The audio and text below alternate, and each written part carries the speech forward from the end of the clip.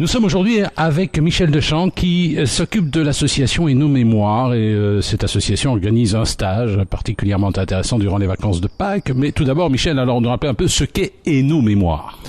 Alors Hainaut Mémoire est la nouvelle cellule mémoire de la province de Hainaut. C'est-à-dire que nous avons réalisé notre première activité mémoire plus ou moins en 2008 en participant au train des Milles vers Buchenwald.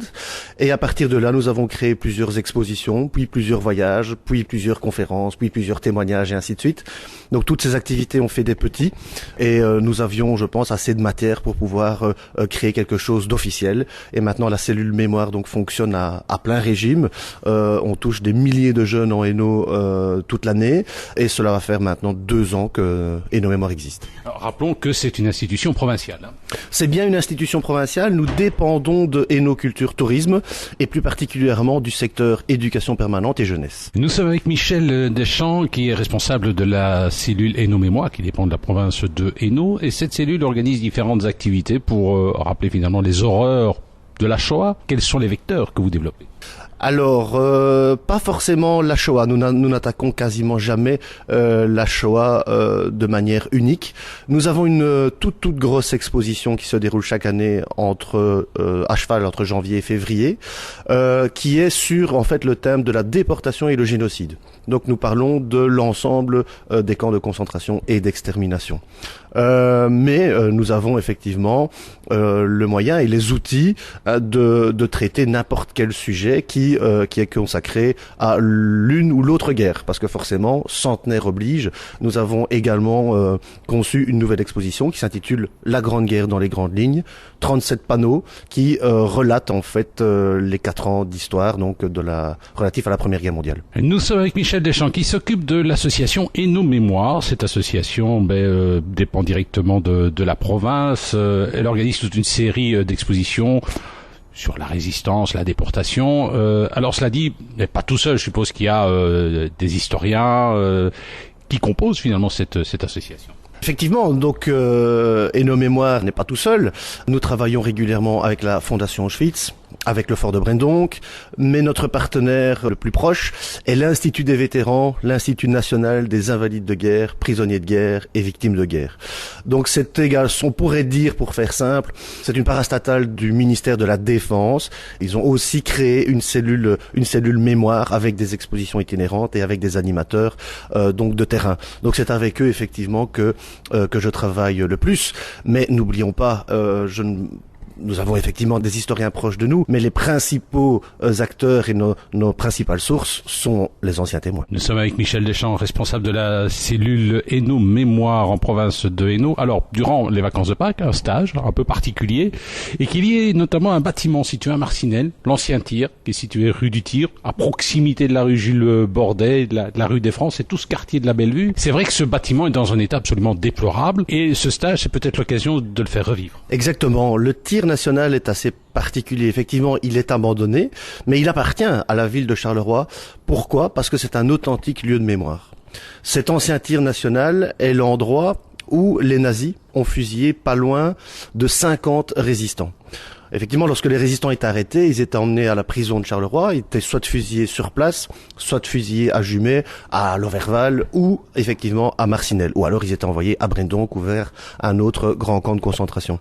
Mais le site de Marcinelle est le lieu effectivement où 50 résistants ont été fusillés et où se trouve encore ce poteau d'exécution, ainsi que le cachot où les résistants étaient enfermés avant d'être exécutés. Donc on a encore des preuves matérielles du passé.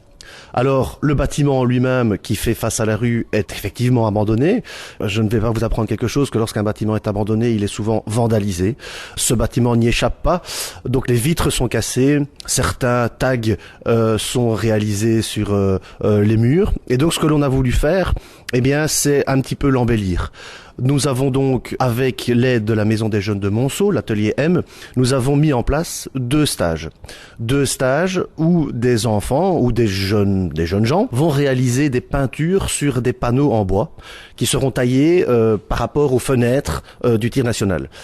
Et donc nous allons venir poser ces panneaux en bois sur lesquels donc vont être peints des images relatives à la résistance d'hier, donc de la guerre 40-45, mais aussi de la résistance d'aujourd'hui ou on peut dire des années 60, 70 et ainsi de suite.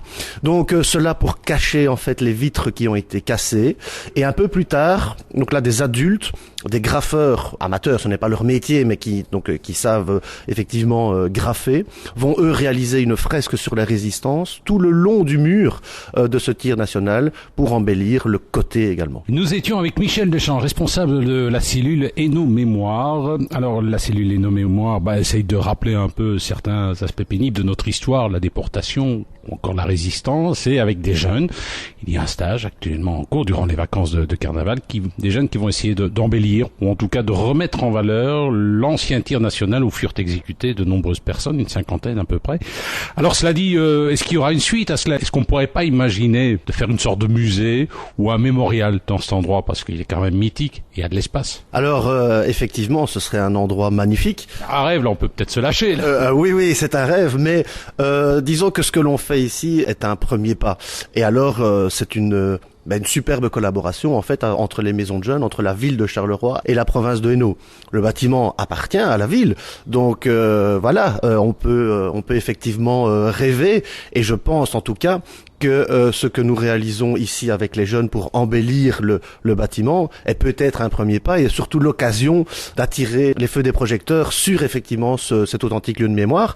Et j'en profite aussi pour dire que le 4 septembre, date où les troupes américaines sont arrivées donc à Charleroi. Donc Charleroi a été libéré le 3 par la résistance, mais les Américains arrivent le 4. Eh bien le 4 septembre, nous allons inaugurer donc tous ces travaux que nous allons réaliser sur le site, et nous allons également donc il y aura une expo sur place, il y aura moyen de visiter le site, ce sera ouvert au public, et on va essayer d'avoir également des véhicules d'époque ou ce genre de choses, et quelques figurants pour se remettre effectivement dans l'ambiance de cette année 44-45. À défaut d'avoir amusé un petit nettoyage, ce serait déjà ça. Hein. Ce serait déjà ça, on va commencer par ça j'en suis persuadé, et la collaboration avec la ville de Charleroi se fait de manière exceptionnelle, donc je ne m'en fais pas.